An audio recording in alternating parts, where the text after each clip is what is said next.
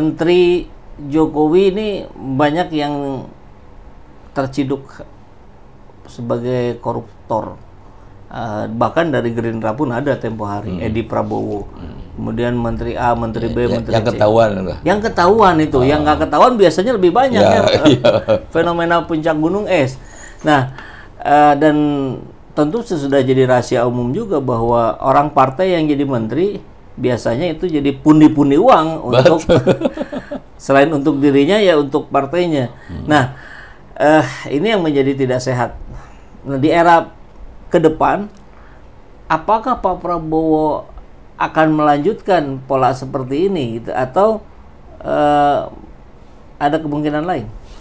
Kalau lihat janjinya, Ya. dia akan memberantas korupsi. Ya. Salah satunya ya, memakmurkan rakyat dan sebagainya, makan siang gratis dan sebagainya ya. Nah, kalau kita cerita aja dipersempit ke korupsinya. Ya. Itu akan tercermin nanti dari kabinet. Ada nggak kabinet anggota kabinet nanti yang mantan koruptor masuk situ? Ya, misalnya aja nih ada koruptor, bukan koruptor apa, menteri yang disandera oleh Jokowi supaya karena ada bau-bau korupsi, masuk di sini. Ya itu janji Prabowo bohong namanya.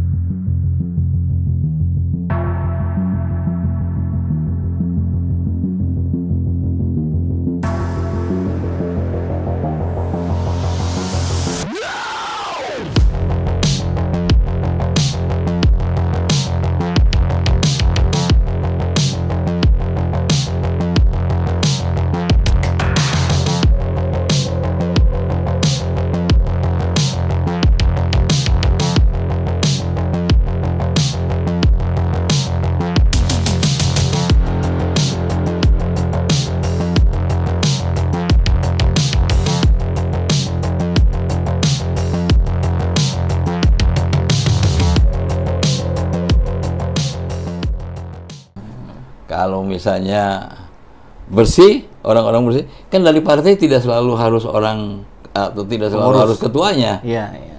Ya, misalnya saja Gerindra nih, nanti yang jadi menteri kan tidak harus ketuanya atau ketua hariannya, bisa aja dari anggota atau pengurus lainnya yang kira-kira bagus, bersih dari masalah-masalah begituan. Bayangkan itu kalau ada 10 partai. Semuanya 10 menteri 10 menteri dari 10 partai semuanya koruptor. Mau jadi apa Prabowo? Emang bisa kerja kalau gitu? Nggak bisa lah. Semua diganggu.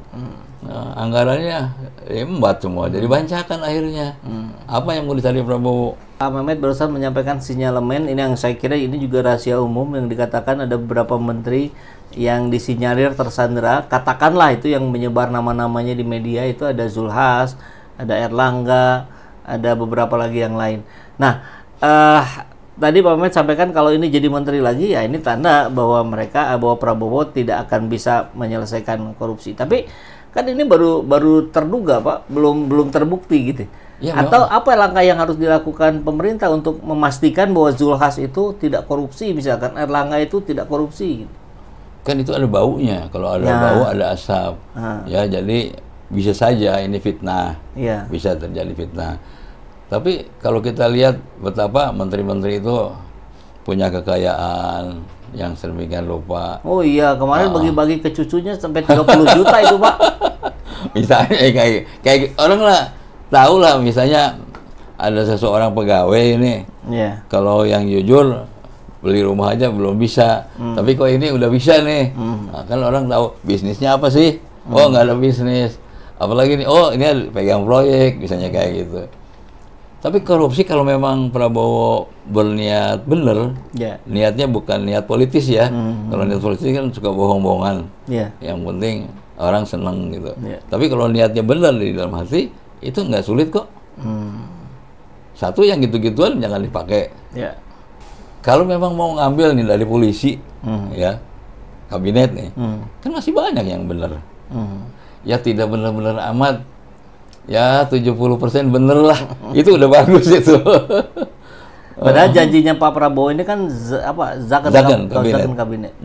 Zakon kabinet itu bagaimana, Pak? Kabinet kerja, jadi orang-orangnya terdiri dari profesional. Hanya dipilih berdasarkan keahlian, bukan sebagai representasi dari partai politik tertentu. Berarti isinya ahli gitu ya? Kalau bukan representasi partai politik, berarti nanti kabinetnya nggak ada orang parpol dong? Enggak, anggota kabinet Zakon bisa berasal dari kalangan parpol. Prabowo bilang kalau komposisinya nggak sepenuhnya diisi oleh kalangan profesional non-partai. Jadi profesional dari parpol juga bisa masuk kabinet. Hah? Gimana sih? Emang mungkin kabinetnya diisi para ahli? Kan partai pendukung Prabowo itu banyak banget. Nah, banyaknya politikus dalam kabinet Prabowo dikhawatirkan memicu potensi terjadinya konflik kepentingan. Hal ini bikin kabinet Zakon Prabowo sulit diwujudkan. Kenapa nggak mungkin? Tahu sendiri kan, koalisi partai pendukung Prabowo Gibran terlalu gemuk. Buat mengakomodasi semuanya, ada rencana nambah jumlah kementerian atau lembaga dari 34 menjadi 44. Ada juga hal lain. Apa tuh? Kabinet Zakon itu idealnya diisi ahli di bidang masing-masing, dengan syarat utama independen dari pengaruh politik. Nah, syarat ini tampaknya sulit terpenuhi. Karena parpol yang mengusung Prabowo pasti punya kepentingan buat masukin kader partai ke kabinet. Ya, walaupun Prabowo mungkin bakal masukin profesional, keterkaitan mereka sama parpol pendukungnya tetap kuat. Terus harus gimana dong? Dilansir Koran Tempo tanggal 20 September 2024, sebaiknya Prabowo lebih fokus pada efisiensi dan efektivitas kementerian yang udah ada. Karena nambah kementerian itu kan bikin anggaran bengkak juga. Oh iya ya, nambah anggaran. Ya dong, yang dikhawatirkan nanti pemerintah jadi nggak jalan efektif karena anggarannya terbagi ke banyak pos kementerian. Oh gitu, benar juga sih. Kalau boros anggaran buat kementerian baru, target pertumbuhan ekonomi 8% yang dipengenin Prabowo bakal tercapai nggak tuh? Profesional ini bisa dari menteri, misalnya dari katakanlah dari Gerindra, ya ada ahli-ahli yang memang di bidangnya, ya nggak apa-apa dipakai. Kalau nggak ada, misalnya Menteri Keuangan, misalnya ya, ambil aja kan di UI ada Fakultas Ekonomi, di Unpad ada, di Gajah Mada ada, di mana lagi itu ya, di beberapa ini. Cari aja dari situ, coba diaduin. Nah, kalau dari dari luar kan Pak, nanti dia nggak ikut berjuang memenangkan kita kemana? Enggak, yang berjuangnya kan Prabowo. Kalau dia kan alatnya Prabowo. Alatnya Prabowo. Jadi kalau misalnya semua yang relawan harus jadi menteri, ya nggak kerja lah namanya. Lebih bagus kita cari orang luar, tapi yang bisa benar-benar apa yang dikatakan Prabowo diinginkan itu bisa tercapai. Saya kasih gambaran ya. Ini kan sudah rahasia umum. Kalau ada proyek itu yang nyampe kepada pelaksananya itu kan nggak sampai 100%. 10%, kalau sekarang 12% ya, itu udah langsung dipotong loh untuk PPN. Kemudian ada lagi jatah di kementeriannya, katakanlah 10%. Di DPR, ini yang gede-gede ya, yang kecil DPR nggak ikutan ya. Itu 10% juga. Jadi bancakan nih rame-rame janjian, makanya bisa akur. Kalau ini dipotong 20% aja, sekarang anggaran belanja pegawai kurang lebih lah 500 triliun, 460-an berapa ya, dari 2.500 pendapatan negara, itu kurang itu, jadi tinggal 2.000. Nah, 2.000 kali 20% berapa? Sudah 400 triliun. Pas kan buat bayar cicilan? Itu 2.500 itu per tahun. Dan itu cenderung akan naiknya. Ini hitungan bodohnya aja, ada 400 triliun bisa untuk nyumbang.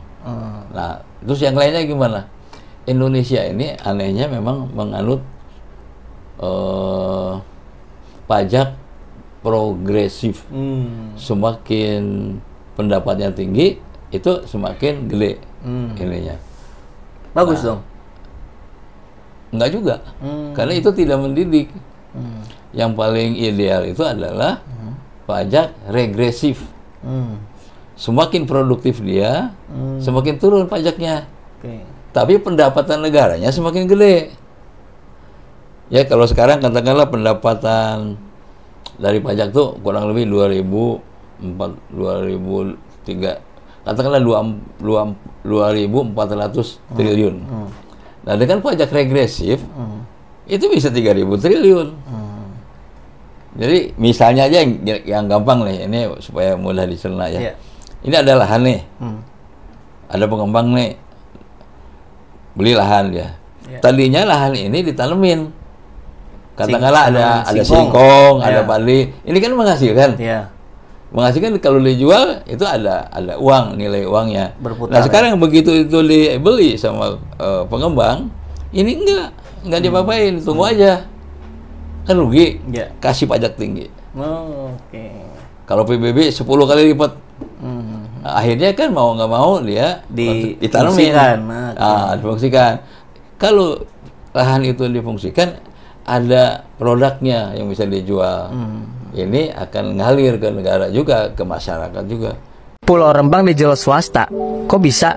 Menurut gua, kasus Pulau Rempang ini banyak banget guys yang bisa didebatin. Mulai dari tanah ulayat, masyarakat yang udah tinggal dari tahun 1834, tindak kekerasan aparat, dan masih banyak lagi. Tapi, kali ini gua mau fokus ke keterangannya Pak Mahfud MD guys. Jadi, kata Pak Mahfud MD, di tahun 2001-2002 itu, negara sudah memberikan hak guna usaha Pulau Rempang kepada sebuah perusahaan guys. Nah, sampai tahun 2004 seterusnya, pemilik HGU ini tidak melakukan pembangunan apa-apa guys. Atau dalam bahasa lain, tanah itu dibiarin aja. Karena katanya belum dapat investor. Singkat cerita, pada tahun 2022-2023, si perusahaan tadi datang lagi dengan mengklaim haknya sebagai pemegang hak guna usaha yang sudah diteken di tahun 2001-2002 tadi. Gitu guys ceritanya. Tapi, kalau kita merujuk pada pasal 28 Peraturan Pemerintah Nomor 18 Tahun 2021, pemegang HGU dilarang menelantarkan tanahnya loh. Bahkan di pasal 37, hak guna usaha dapat dibatalkan haknya kalau si perusahaan menelantarkan tanahnya guys. Nah pertanyaannya, kenapa gak batal ya?